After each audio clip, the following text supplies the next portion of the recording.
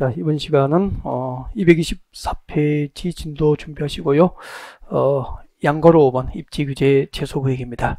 자, 우리 앞 시간까지 이제 용도구역 4개, 그죠? 네, 개발제한구역부터 시가와 조정구역, 수단종 보호구역까지 모두 마무리했습니다. 자, 224페이지 교재를 펼쳐두시고, 네, 앞을 보시면은 입지규제 취소구역에 대한 최소한의 개요를 같이 복습할 수 있는 기회를 갖도록 하겠습니다. 봐주시죠.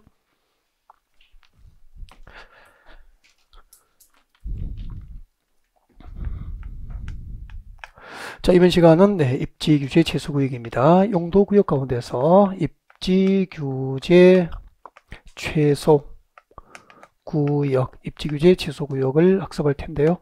지난 3년 동안 네, 꾸준히 매년 출제가 됐었죠. 자, 입지규제 최소구역, 자, 이렇게 설명드렸었죠. 여러분 여기 서울이구 삼성동 한전부지라고 가정합시다. 네, 삼성동에 한국전력 본사가 있던 부지입니다. 삼성동 한전부지라고 가정을 하고요. 자, 이 한국전력공사 본사 건물이 이제 나중 핵심 도시로 이전하면서, 자, 이 땅은 이제 매각 대상이 된 거죠. 자, 그때 매각할 때 비싸게 빠르게 매각하기 위해서 이 지역의 개발 입지 규제를 최소해 줄 목적으로 여기다가 입지 규제 최소구역을 지정을 하게 됩니다. 라고 설명을 드렸을 거예요. 그러면은 입지규제 최소구역이 지정됐습니다. 그렇게 지정되면은 이 지역의 개발 입지 규제를 최소해 줘야 되잖아요. 서울시에서 만약에 입지규제 최소구역에 땅 사면은 이 지역의 개발 규제를 대폭 풀어서 사업성이 확보될 수 있도록 해드릴 테니까 비싸게 빠르게 땅 사십시오라고 하면 말로 하면 믿어요, 안 믿어요? 안 믿죠. 그래서 지구단위 구역 지정이 결정되시면 3년 내에 지구단위 계획을 결정하듯이 입지규제 최소구역이 지정되면 어떤 계획을 수립하죠? 입지규제 최소구역 계획, 입지규제 최소구역을 수립하게 됩니다. 네. 이 입지규제 최소구역 계획이라고 하는 행정계획에 의해서 제도적으로 입지규제 최소구역이 지정된 적에 대한 개발 입지규제를 완화해 주는 거죠.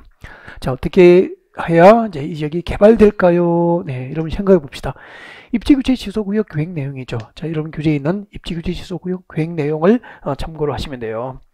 자, 입지규제 취소구역이 진행되면 다음 사항들을 입지규제 취소구역 계획으로 완화를 해주게 되는 거죠. 어떤 사항들을 완화해야 될까요? 여러분 첫 번째, 우리 건축급상 건축물의 용도별 종류가 몇 가지가 있었죠? 건축급상 건축물의 용도별 종류는 모두 29개로 용도별로 건축물의 종류가 구분되어 있다고. 그러니까 건축물의 종류를 용도별로 구분하면 몇 가지죠? 29개 용도가 있다는 거죠. 땅, 토지를 용도 지역별로 구분하면 땅의 종류는 몇 가지죠? 21개. 건축물의 용도별 종류는 몇 개? 29가지 건축물이 있다고. 만약에 입지규제 최소구역이 지정된 지역에서는 건축급상 건축물의 용도 가운데서 단독주택 건축물을 허용하겠다. 그러면 이 땅 사면은 망하는 거 아니에요. 단독주택 지어서 어떻게 그 투자 금액을, 현대가 10조의 입찰에 참여해서 낙찰을 받았잖아요. 10조 투자했는데 단독주택 지어서 어떻게 사업성을 확보할 수 있냐고. 망하는 거죠. 그래서 그 29개 건축급상 용도 가운데서 사업성 있는 용도는 쉽게 얘기해서 돈 되는 용도는 대부분 할 수 있도록 허용을 해야 되겠죠. 그래서 입지규제 최소구역으로, 입지규제 최소구역 안에서 건축물의 용도 제한을 강화할까요? 완화해 줄까요? 완화해 주겠죠. 건축물의 용도 제한에 관한 용도 동그라미 하면 되잖아. 입지규제 최소구역 내용. 첫 번째, 건축물의 용도 제한. 그 다음에 건축할 수 있는 건축물의 용도 제한이 완화되면은 사업성 있는 대부분의 용도가 건축될 수 있도록 건축할 수 있는 건축물의 종류가 줄어듭니까? 늘어납니까? 종류가 늘어나고. 그리고 건축할 수 있는 건축물의 규모는 대규모 건축물이 가능할 수 있도록 규제를 완화해 주죠. 그래서 규모, 건축물의 용도 제한, 그리고 건축할 수 있는 건축물의 종류, 규모 등이 입지규제 최소구역 계획으로 완화가 되는 거라고. 그 다음에 자, 건축할 수 있는 건축물의 종류나 또 규모가 완화되기 위해서는, 그 규모가 완화되려면 동시에 해당 용도 지역에 허용되고 있을 건폐율과 용적률을 강화합니까? 완화해 줘야 됩니까? 건폐율을 완화해야 대지에 건축 가능한 면적이 최대화될 수 있도록 건폐를 완화해주고, 그 다음에 그 대지에 허용된 용적률을 최대한 허용함으로써, 높여줌으로써 건축을 높게 건축할 수 있도록 해주는 거죠. 그 다음에 용적률 완화돼서 높게 건축하더라도 건축과 요소 높이 제한을 받으면은 또 규제를 받게 되잖아요. 그래서 높이 제한, 건축급상, 건축물의 높이 제한 이런 것도 입지규제 취소구역 계획에 의해서 완화를 해주게 돼요.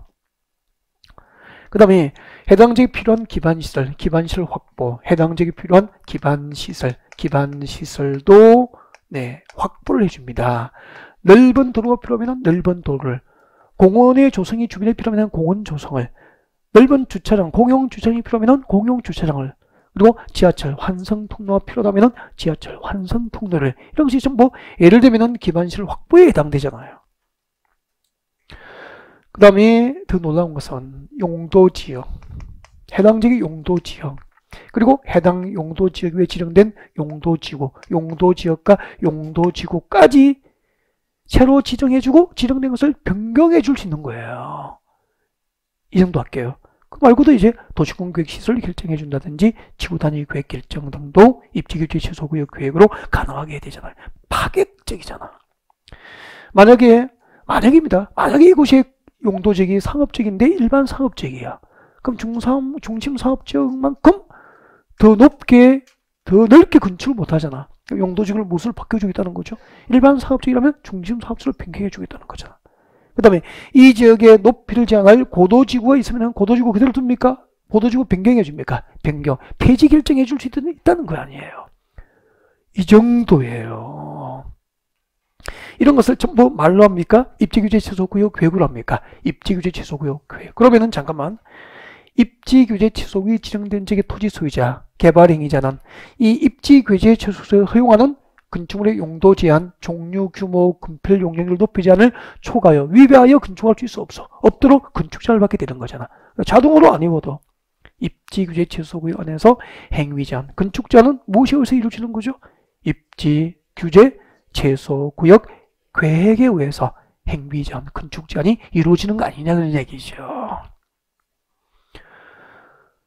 자, 이렇게 입지규제 취소구역 계획에 의해서 공적으로 제도가 완화되면은 네, 이 지역은 어떻게 될까요? 이 지역은 이렇게 되겠죠. 지정 목적. 이 지역은 이렇게 개발되겠죠. 보십시오.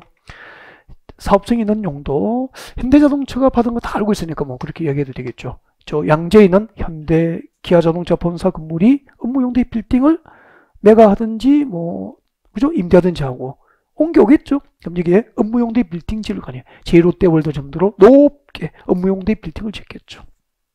업무용도의 빌딩을 지을 수 있겠죠. 그리고 업무용도의 빌딩의 저 위에 고층에 네, 주거가 가능한 주거 용도의 주택도 분양할 수도 있겠죠. 주상복합이잖아요. 그 다음에 옆에 세계적인 특 1급 호텔. 특 1급 호텔이니까 뭐죠? 숙박시설 들어오겠죠. 그 다음에 세계적인 특 1급 호텔, 숙박시설, 관광 숙박시설이 들어오면 밑에 지하에 뭐 카지노 영업도 가능해야 되겠죠. 외국인들 놀 수 있는 장소가 필요하잖아. 그리고 나이트클럽, 위락시설 들어갈 수도 있겠죠. 그죠? 카지노, 위락시설, 나이트클럽, 위락시설 이런 거. 제가 좋아하는 나이트클럽 꼭 들어갔으면 좋겠습니다. 그리고 이쪽에 그 합격자 모임할 때 이제 행사 끝나면 이렇게 이제 뭐 이렇게 또 이렇게 모임도 하고 하잖아. 그죠? 할 때 노래방 가자고 하면 삐져서 가버려요. 나이트를 가자고 해야죠. 진짜로. 선생님 노래방 가요. 목만 아프거든.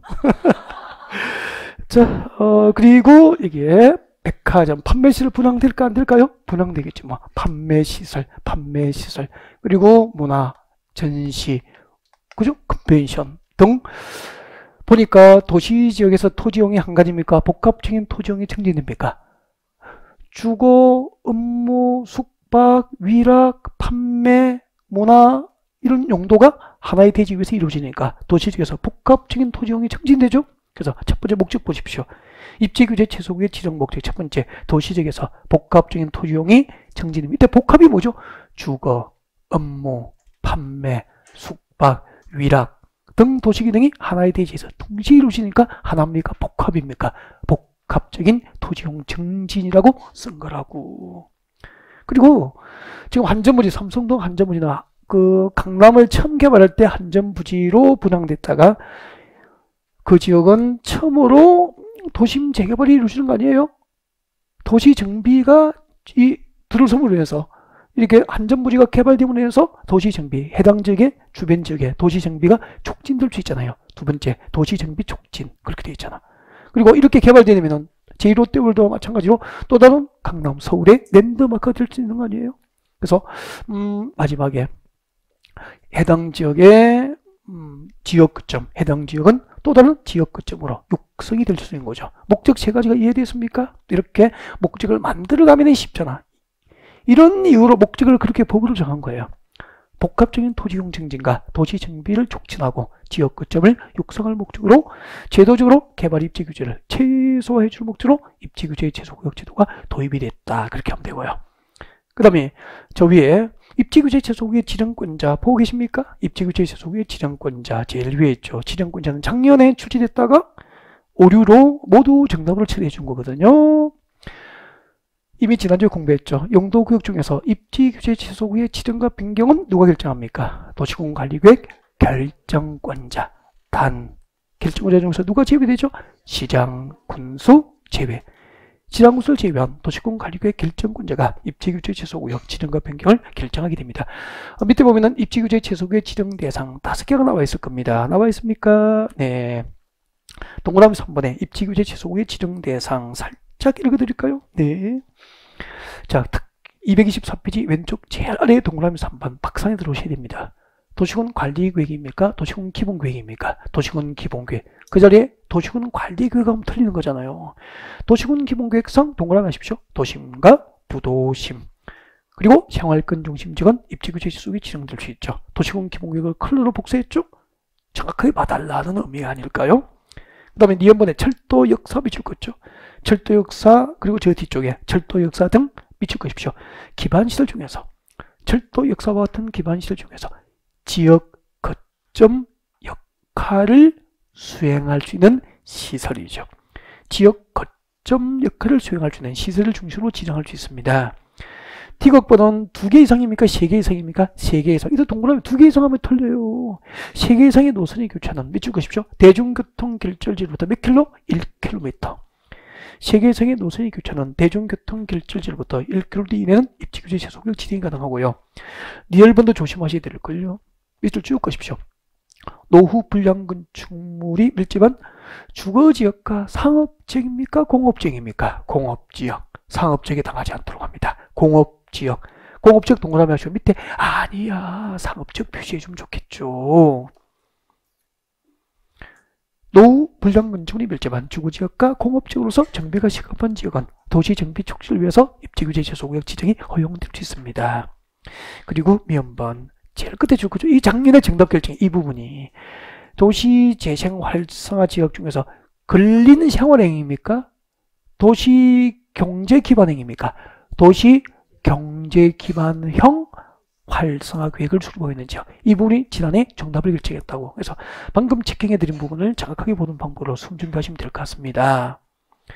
그리고 동그라미 4번 건너편에 오셨죠? 225페이지에 입지규제 최소구역 계획의 내용. 입지규제 최소구역 계획 내용은 조금 전에 다 체크해 드렸죠? 네, 다 체크해 드렸고 설명 다 드린 거죠. 뭐 건축물의 용도 제한이라든지 또 건축하는 건축물의 종류, 규모, 건폐 용적률, 높이 제한 등에 관한 사항을 입지규제 최소구역 계획으로 완화를 하게 된다. 그렇게 말씀드렸었고요.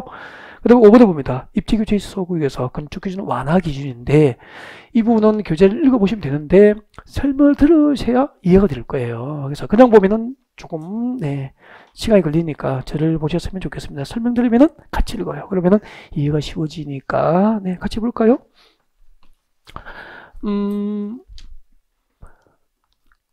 입지규제 최소구역이 지정됩니다. 입지규제 최소구역이 지정되면은 이렇게 뭐 100층이 넘는 제1롯데 버금가는 업무용대 빌딩, 주상복합 빌딩 올라갈 수도 있고 백화점 분양되고 숙박시설 뭐 분양되고 한다고 했잖아요. 그러면은 이런 서울을 상징할 수 있는 서울의 랜드마크 될 수 있는 이런 빌딩 이렇게 이 지역이 개발된다면은 몰라도 그냥 제가 하는 얘기예요. 이거는 뭐 제가 개발 계획을 본 건 아니기 때문에 뭐 틀릴 수도 있고 그렇지만 저는 생각할 때 5호선이 될지 7호선이 될지 2호선이 될지 모르겠지만, 네, 2호선이나 7호선 뭐 무엇이 될지 모르겠지만 이 지역에 아마 도시계획상 필요하고 이 건물을 위해서 꼭 필요하다면 지하철 노선의 환승 통로를 서울시에서 만들어 줄 수도 있는 거예요.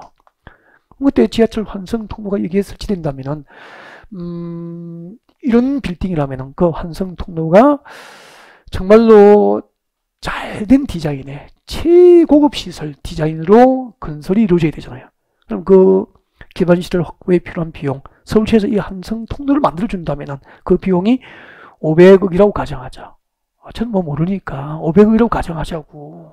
그러면 우리 서울시민 세금으로 현대를 위해서, 개발업자인 현대를 위해서 이 비용 전적으로 서울시가 부담하는 것은 좀 시민들의 여론이 좋지 않을 수도 있잖아요. 그래서 국회에서 미리 입법을 해뒀다고. 앞으로 이 입지규제 속에서 개발 사업에 대해요. 개발 사업과 개발행위에 대해서, 그때 개발 사업과 개발행위의 주체는 누구죠? 현대라서 우리 다 알고 있잖아. 그 개발 사업과 개발행위에 대해서 해당 지역에 필요한 기반시설 설치, 기반시설 확보에 필요한 부지를 개발행위자가 부담하게 하거나 아니면 그 설치 비용 전부 다 일부를 개발 사업과 개발행위에 대해서 부담을 시킬 수 있다고 입법이 되어 있습니다.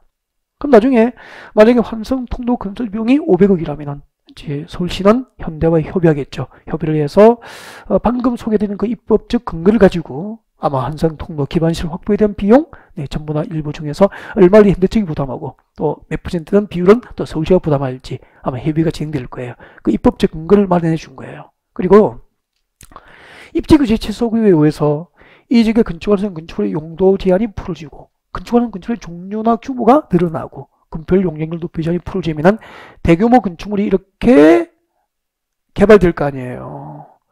그러면 입지규제 최소구역 계획에 의해서 이런 건축 기준을 완화할 때는 이 지역의 기반시설 확보 현황을 무시해야 됩니까? 적극적으로 고려를 해야 됩니까? 고려. 이 지역의 기반시설 확보 현황을 고려하여 이 건축 기준 완화를 입지규제 최소구역 계획으로 계획을 해야 된다. 이런 이야기들. 그리고 입지규제 최소구역에서 개발 사업과 개발 행위자에 대해서, 개발 행위에 대해서 필요한 기반시설 설치에 필요한 부지를 확보하거나 그 기반시설 설치 비용 전부나 일부를 부담시킬 수 있다. 이런 내용들을 이제 소개를 하는 거예요. 같이 읽어볼까요? 완화 기준. 입지규제 최소구역 계획을 수립할 때, 자, 건축할 수 있는 건축의 용도, 건폐율, 용적률 등 건축 제한 완화는 밑줄 쭉 긋으면 좋겠습니다. 기반시설 확보 현황 등을 고려해서 적용할 수 있도록 계획을 하고 당연한 거죠. 네. 그리고 서울특별시장은 그리고 강남구청장은 제가 이렇게 읽어도 괜찮죠? 서울시장과 강남구청장은 계속 쭉 긋으면 좋겠습니다. 입지규제 최소구역에서 개발사업 동그라미, 개발행위 동그라미. 그때 개발사업과 개발행위의 주체가 누구였죠? 현대를 예를 든 거 아닙니까? 그 개발사업과 개발행위를 하는 현대에 대하여 입지규제 최소구역 계획에 따른 기반시설 확보를 위해서 필요한 부지, 기반시설 확보를 위해서 필요한 부지 또는 그 기반시설 설치 비용 전부나 일부를 개발사업과 개발행위에 대해서 부담시킬 수 있다 없다? 있다까지 줄 거면 되잖아. 이해가 됐죠? 설명드렸기 때문에. 넘어가겠습니다. 6번 시도지사의 결정 대상 지나갈 때마다 읽었으면 좋겠습니다. 다음에 해당하는 지역, 다음에 해당하는 사항을 입지규제 최소구역에서 다음에 해당하는 사항을 변경할 때는 누가 직접 결정합니까? 시도지사가 직접 결정할 수 있습니다. 그래서 자, 변경사항에 대해서 직접 시도지사가 결정할 수 있는 대상이 몇 개 있죠? 2개. 기억년 지나갈 때 살짝 외워둬야 된다고. 밑줄 그십시오. 기억번. 입지규제 최소구역 면적 몇 퍼센트? 10% 이내의 변경. 거기까지 줄 거예요. 입지규제 최소구역 면적 10% 이내의 변경 결정은 국토부 장관만 할 수 있습니까? 시도지사가 결정할 수 있습니까? 도시공사관리구역 결정권자 중 시도지사도 할 수 있다는 거잖아요. 시도지사가 직접 결정할 수 있어요. 그러면 나중에 입지규제 최소구역 면적 10% 이내의 변경은 국토교통부의 중앙정부의 승인이나 협의 없이도 시도지사, 서울시장이 직접 결정할 수 있다는 이야기잖아. 그 다음에 니은번 어쩌고 저쩌고 세 번째 줄을 봅니다. 세 번째 줄에 건폐율 용적률 최대 한도의 경우 몇 퍼센트? 건폐율과 용적률 20% 이내의 변경 줄공되죠. 건폐율과 용적률 최대 20% 이내의 변경은 국토부장관이 결정합니까? 시도지사가 결정할 수 있습니까? 시도지사가 입지규제 지속에서 재량으로 결정할 수 있다는 거죠. 그래서 기업과 내를 살짝 좀 비교하셔야 될 거야. 구역 면적 변경은 10% 이내의 변경이고 건폐 용적률 변경은 10%가 아니고 몇 %죠? 20% 이내의 변경은 국토부장관이 시도지사가 직접 결정을 할 수 있게 됩니다. 그리고 7번 행위제한 알고 있는 거잖아. 여러분 입지규제 취소하기 위해서 행위제한에 관한 사항은 무엇을 정하죠? 줄 것이죠. 입지 규제 최소 구역 계획. 입지 규제 최소 구역 계획에 의하게 되죠. 8번대로 오시고요. 입지 규제 최소 구역의 다른 법률의 적용 특례. 기업과 니은을 비교 암기. 기업과 니은을 묶어주시고 비교해서 암기합니다. 첫 번째, 입지 규제 최소구에서 적용을 완화합니까? 기업은 적용을 배제합니까? 배제. 입지 규제 최소구에서 적용을 하지 않는, 적용을 배제해 줄 수 있는 법률이 세 가지가 있습니다. 이 암기하셔야 되는데, 기업은 주택법상 주택의 배치까지 줄 거예요. 주택법상 주택의 배치, 주택의 배치, 주 동그라미. 주택법상 주택 배치, 부대, 복리시설 설치 기준을 입지규제 최소구에서는 적용합니까? 적용을 배제합니까? 적용을 배제합니다. 상징적으로 주택의 배치를 외우시면 되겠죠. 주택의 배치, 주 동그라미. 그리고 입지규제 최소구에서는 줄 것이십시오. 주차장법상 부설 주차장 설치 기준의 적용을 배제하게 됩니다. 부설 주차장 설치, 부 동그라미. 직업번 문화예술진흥법상 미술 것이십시오. 미술작품 설치, 문화예술진흥법상 미술작품 설치에 관한 규정을 적용을 배제하게 됩니다. 미 동그라미에서 부설 주차장 설치, 부 동그라미, 주택의 배치, 주 동그라미. 이렇게 해서 주부민은 완화합니까? 배제합니까? 배제한다. 그렇게 오시면 되겠네. 입지규제 취소구에서는 주부민은 배제합니다. 주부민은 배제합니다.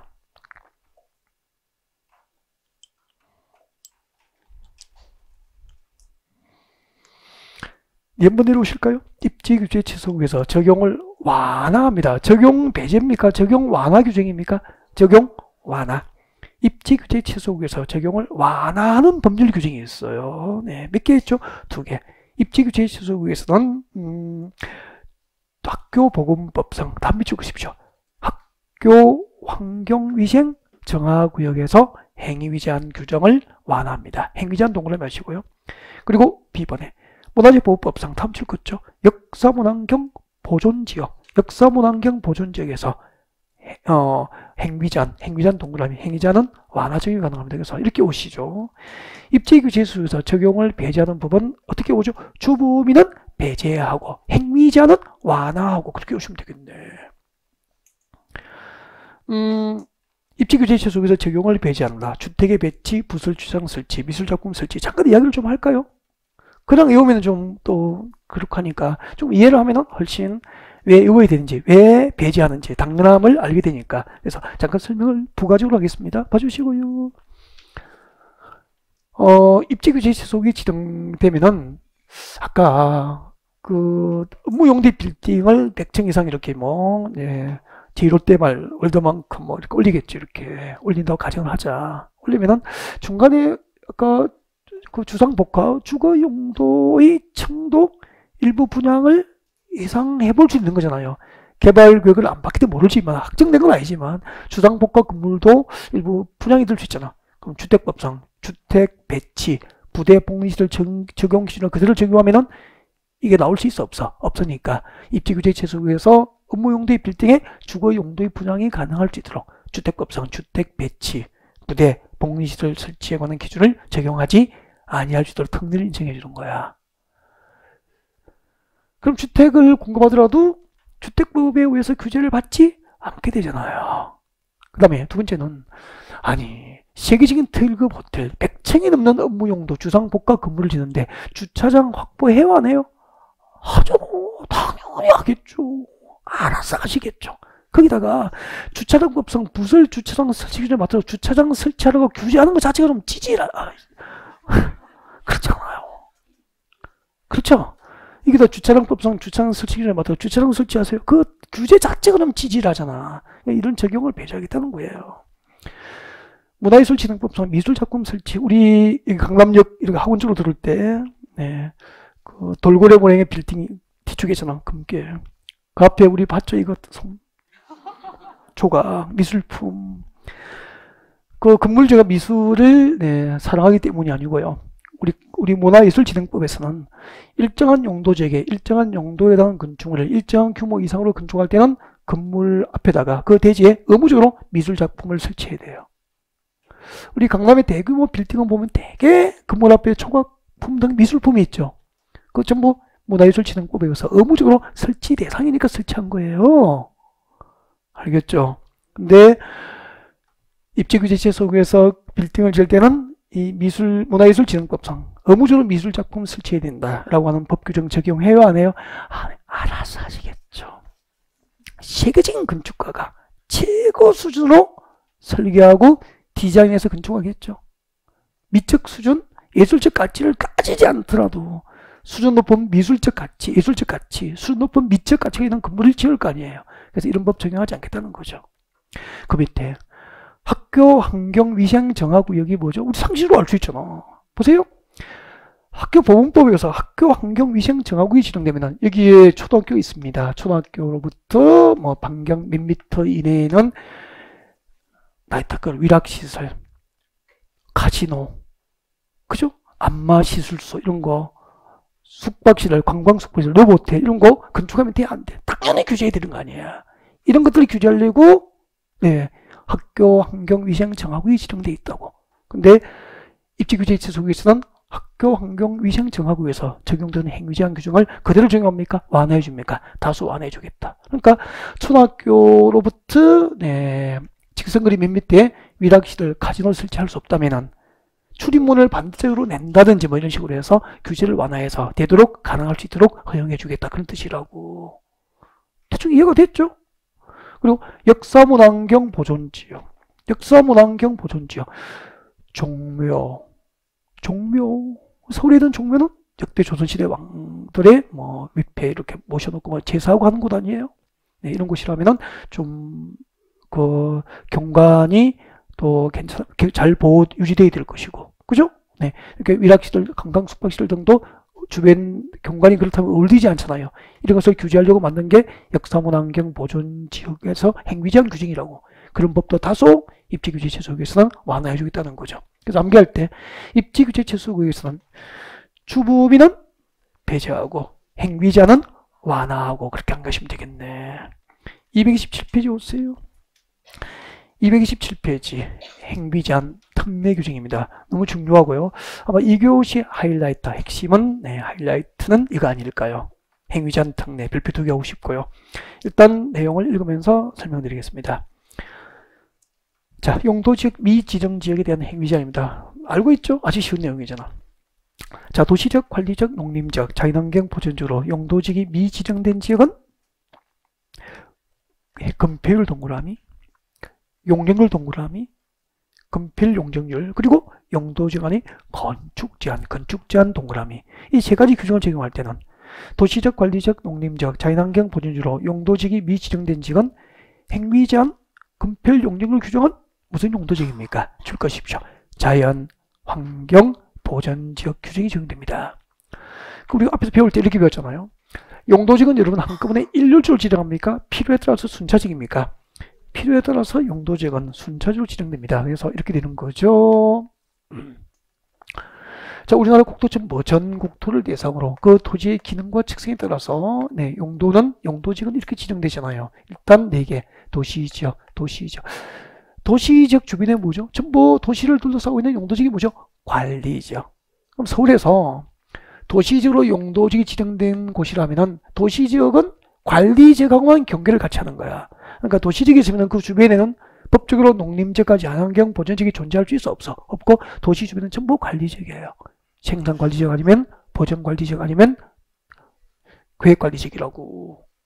그 관리지역 밖에 무엇이 있는 거죠? 농림지역과 자연환경 보존지역이 존재한다고. 그러면 농림지역과 자연환경 보존지역은 도시지역과 경계를 같이 할 수 있어 없어? 법적으로 불가능한 거라고. 그러니까 농림지역과 자연환경 보존지역은 도시지역에 가까이 있습니까? 저 먼 곳입니까? 도시도 먼 곳에 이렇게 농림지역과 자연환경 보존지역이 존재하게 되죠. 근데 자, 이런 용도징은 한꺼번에 일률적으로 지정됩니까? 필요에 따라서 순차적입니까? 필요에 따라서 순차적으로 지정되기 때문에 우리 국토의 1번은 아직까지 용도직이 미지정된 적이 있다 없다? 있다는 것이. 그래서 이 용도지역, 도시적, 관리적, 농림지역, 자연환경 보존지역으로 용도직이 미지정된 지역은 세 가지: 행위 제한, 그리고 금폐율, 용적률 규정 적용할 때는 무슨 용도직이죠? 자연환경 보존지역이죠. 자연환경 보존지역에 적용해야 될 행위 제한과 금폐율 및 용적률 규정을 적용을 하는 거예요. 여기서 잠깐 물어볼게요. 여러분, 도시적, 관리적, 농림적, 자연환경 보존지역 중에서 대통령령으로 세 번 지정되는 용도지역이 뭐죠? 대통령령으로 세분되는 게 두 개잖아. 뭐요? 도시지역과 관리지역. 농림지역과 자연환경 보존지역은 대통령령으로 세분돼 안 돼? 안 되잖아요. 자, 도시지역입니다. 도시지역이 세분되면 이렇게 되잖아. 도시지역이 세분되면은, 자, 도시지역은 그렇죠. 주상공독이잖아요.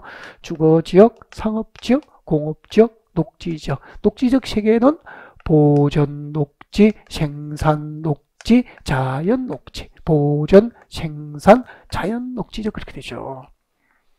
근데 여기를 봐주세요. 여기는 도시적이 세부적인 용도적으로 미세분된 거예요. 즉 아직까지 그냥 도시지로 지정되어 있는 상태고 주거지역, 상업지역, 공업지역, 녹지지로 미세분된 지역이죠. 이렇게 도시적이 세부적인 용도지역으로 미세분된 지역은 도시적이 세분된 용도지역 가운데서 건축자리 가장 까다로운 용도지역이 뭐죠?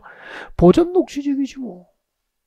그래서 보전녹지지역에 적용해야 될 뭘 적용하죠? 무엇을 적용하죠? 행위 제한, 금폐율, 용적률 규정이 적용되는 거죠.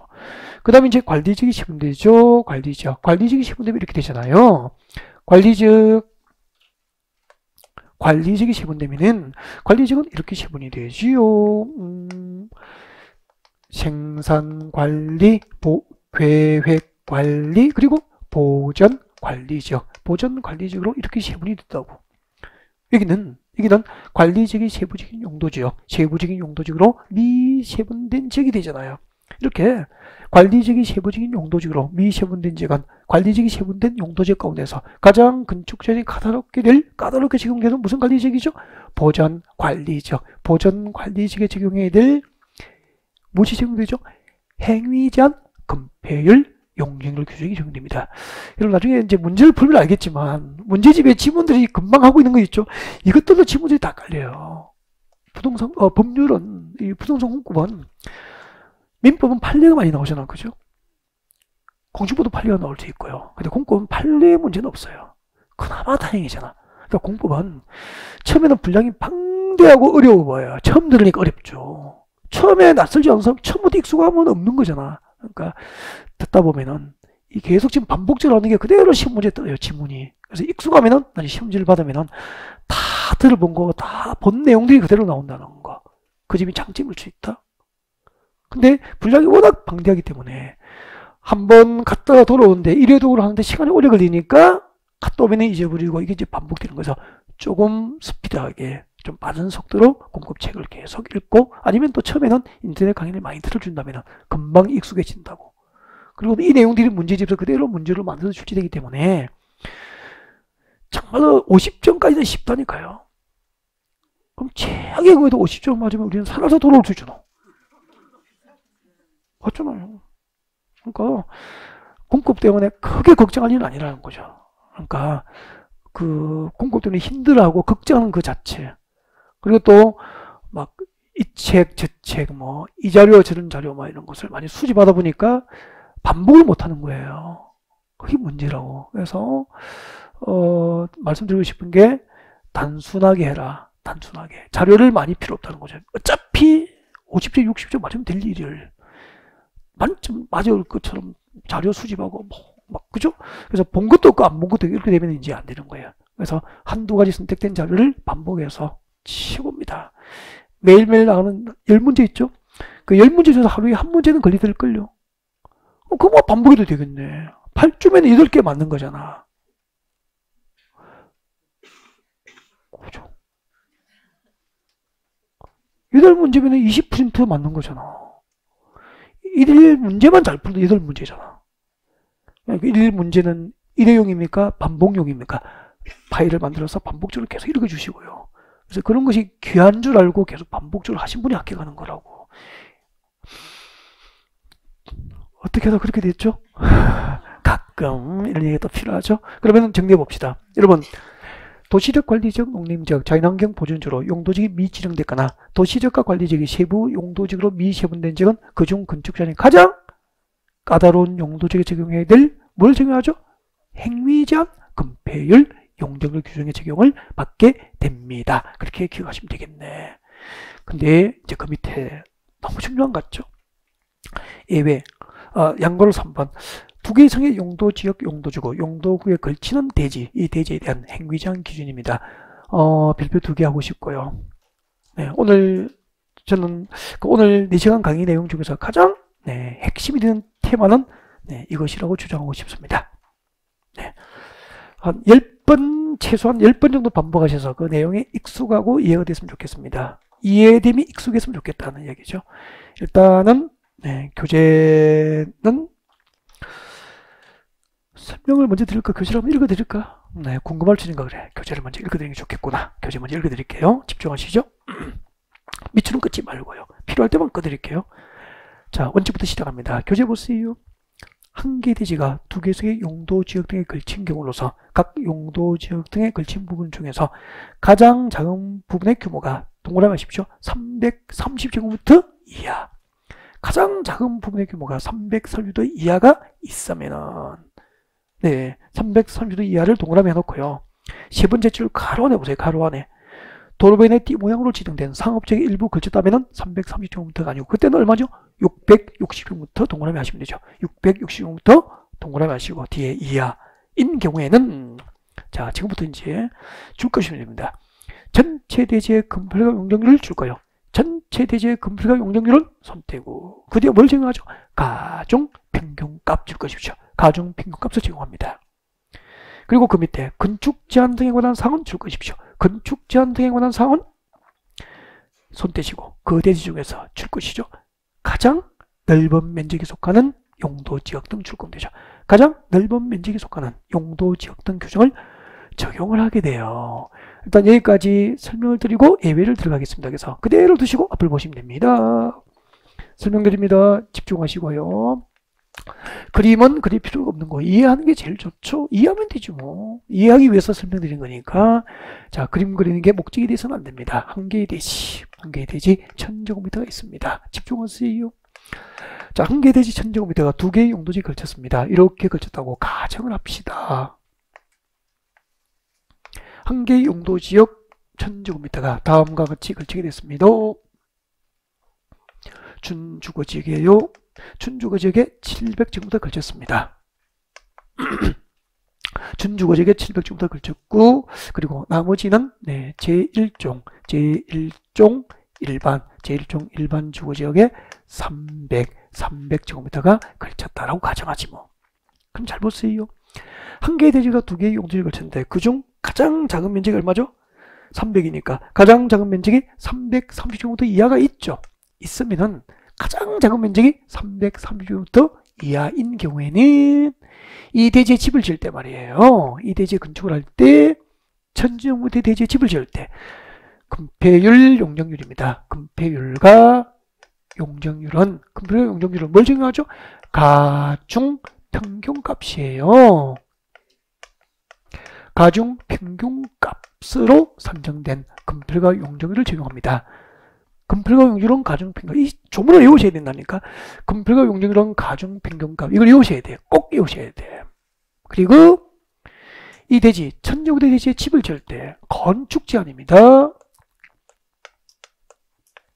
건축 제한은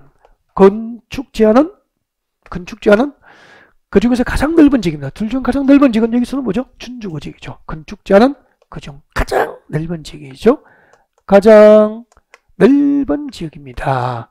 가장 넓은 지역에 적용해야 될 건축 제한, 가장 넓은 지역에 적용해야 될 건축 제한으로 적용하면 되는 거죠.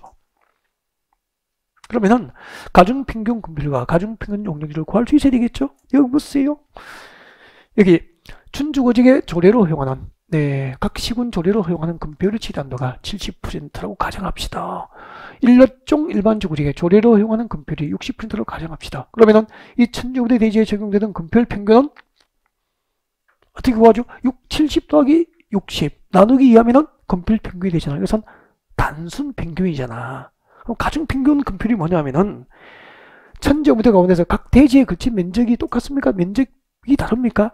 다르니까 이 면적 비율을 반영한 금폐율 평균을 구하십시오. 그런 뜻이라고. 그게 가중평균 금폐율이에요. 그래서 딱 한번 보여드리면은 초등학교 3학년 산수 진짜입니다. 그래서 봐주시고 가중평균 금폐율입니다. 가중평균 금폐율은 전체 대지 면적이 얼마죠?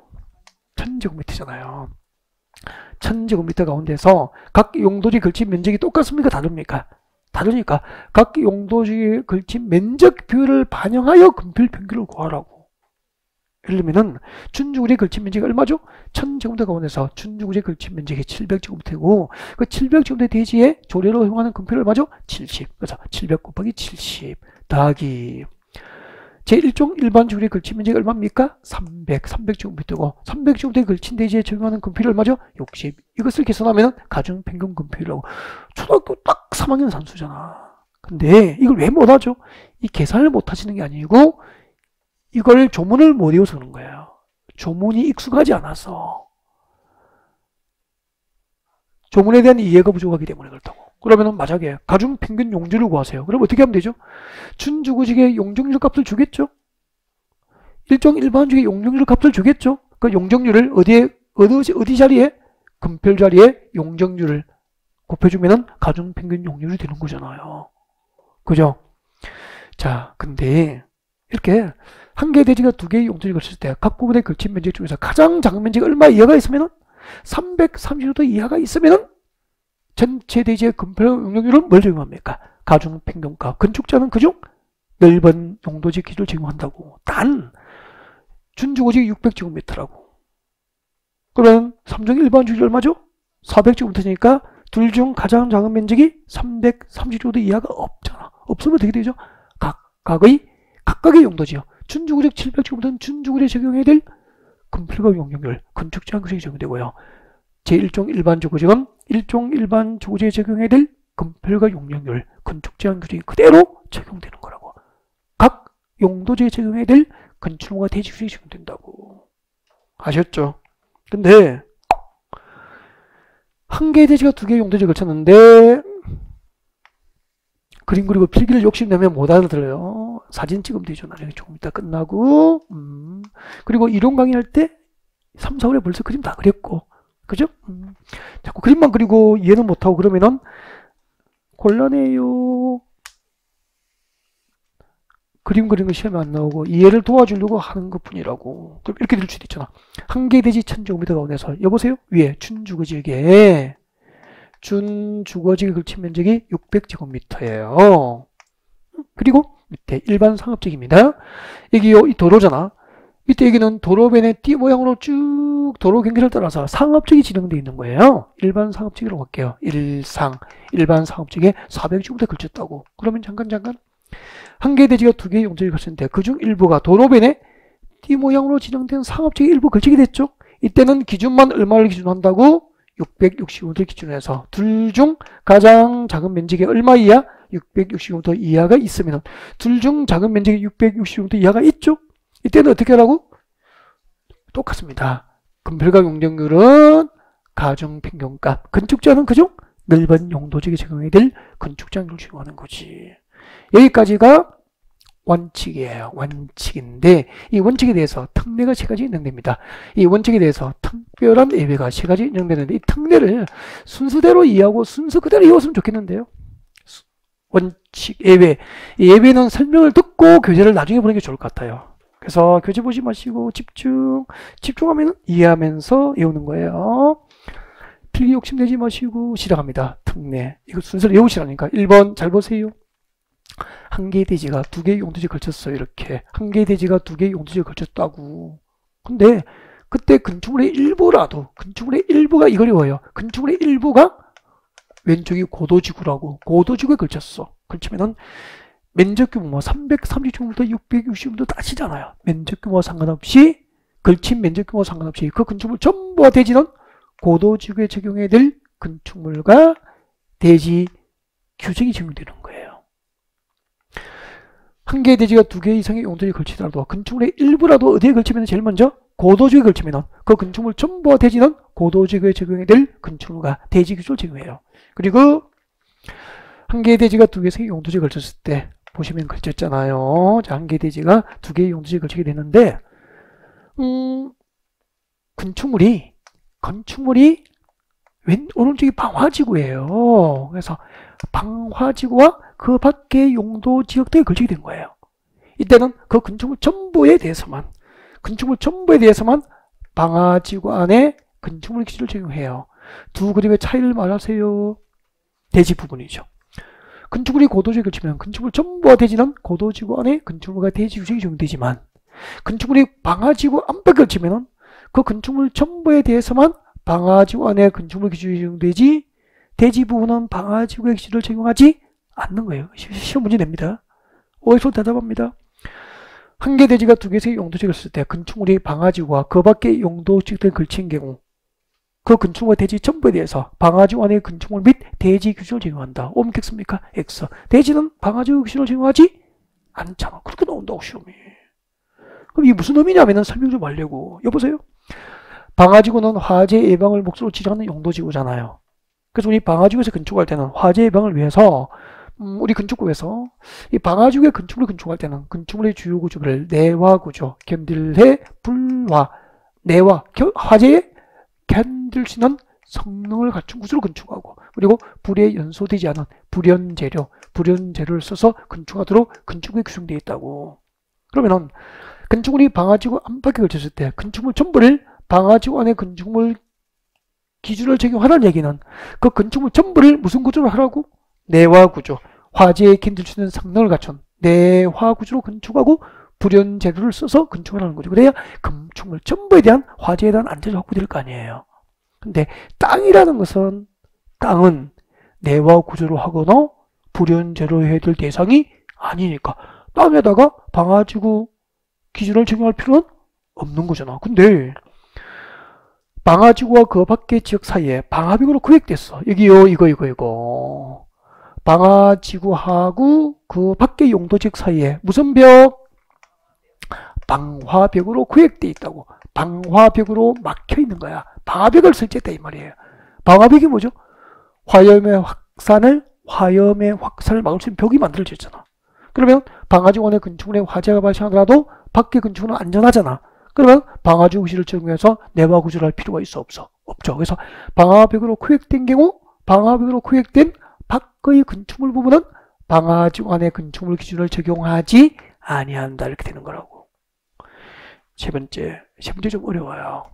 한 개의 대지가 녹지지역과 그 밖의 용도지에 걸치게 됐습니다. 여러분 한 개의 대지가 녹지지역과 그 밖의 용도지역 아무거나 하면 돼요. 준주구지역에 걸쳤다라고 가정을 할게요. 녹지지역에 걸친 면적이 700제곱미터예요. 그 밖의 지역에 걸친 면적이 300제곱미터예요.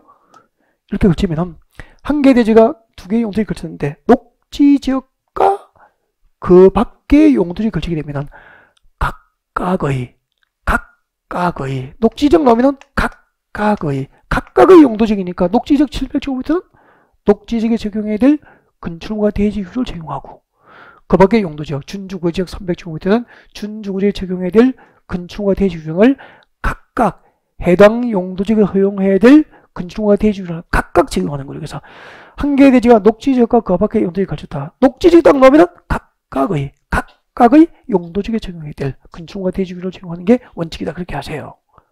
단 이 특례에 대한 예외가 있다니까. 여기요 끝나지 않았는데요. 다만 녹지적 한 개 대지가 녹지적과 그 밖의 용도지역을 했는데 이번에 녹지적이 300제곱미터예요. 보셔야 됩니다. 필기 욕심내면 안 돼요. 녹지적과 준주구지역에 걸쳤다고. 준주구지역에 700제곱미터 걸친 거예요.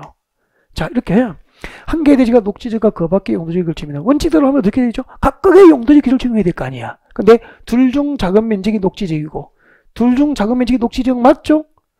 그리고 그 녹지 지역의 걸친 면적이 얼마 이하? 330도 이하이면은 그러하지 아니하다. 그러하지 아니하다니까 각각의 용도 지역에 적용해야 될 건축물과 대지 규정을 적용하지 아니한다 이 말이야. 그럼 각각의 규정을 적용하지 아니한다라고 했으니까 이 경우에는 어떻게 해야 되죠? 특례를 인정하니까 원칙대로 해야 되지 뭐. 둘 중 작은 면적이 330도 이하가 있으니까 이 천지구대 대지 전부의 건폐감 용적률을 가중 평균가. 건축자는 둘 중 넓은 뭐죠? 준주거적 기준을 적용해서 개발이 가능한 거예요. 그래서 이제 330도 이하니까 100평 이하잖아.